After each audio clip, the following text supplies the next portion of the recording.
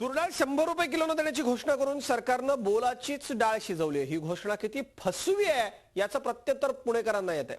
कारण साठेबाजांवरच्या कारवाईत जप्त केलेली डाळच फक्त 100 रुपये किलो दरानं विकली जाणार आहे। मात्र अख्ख्या पुण्यात किती किलो तूर डाळ जप्त झाली आहे तर फक्त 63 किलो, म्हणजे बोटावर मोजण्या इतक्या भाग्यवंतांनाच 100 रुपये किलोनं तूर डाळ मिळणार आहे। पुणे विभागात म्हणजे पुणे, सातारा, सांगली, कोल्हापूर आणि सोलापूर जिल्ह्यात एकूण 2100 धाडी टाकण्यात आला। यामध्ये केवळ 14 व्यापाऱ्यांकडे 93 क्विंटल डाळ अतिरिक्त आढळून आली। यापैकी 63 किलो तूर डाळ ही देखील आहे। आता ही 63 किलो डाळ या 5 जिल्ह्यातल्या ग्राहकांना स्वस्त दराने विकली जाणार आहे। महागाईचा भडका उडालेला असताना सरकारनं सामान्य ग्राहकांची ही अक्षरशः पुणेरी थट्टा केली आहे का असंच म्हणावंसं वाटतं या ठिकाणी।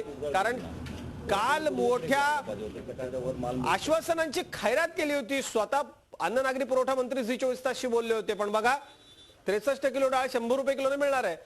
बाकी इतर तर सोडूनच द्या, पुण्यामधली ही परिस्थिती आहे। हा जो निर्णय हा फक्त जप्त केलेल्या डाळीच्या संदर्भात आहे।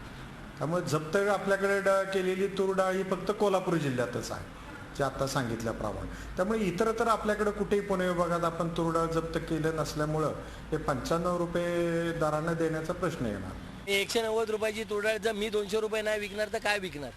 आणि सरकार 100 रुपये किलो विकायचा निर्णय घेतला। बस 100 सरकार विकली तर मी माझ्या खिशातले 90 रुपये घालून धंदा जर करत असेल तर मग त्याला अर्थ काय? गिरीश बापटच म्हणाले चॅनलवर टीव्हीवर की 100 रुपयांनी आहे डाळ म्हणून। मग आहे का 100 रुपयांनी? नाही। झी 24 तास रहा एक पाऊल पुढे।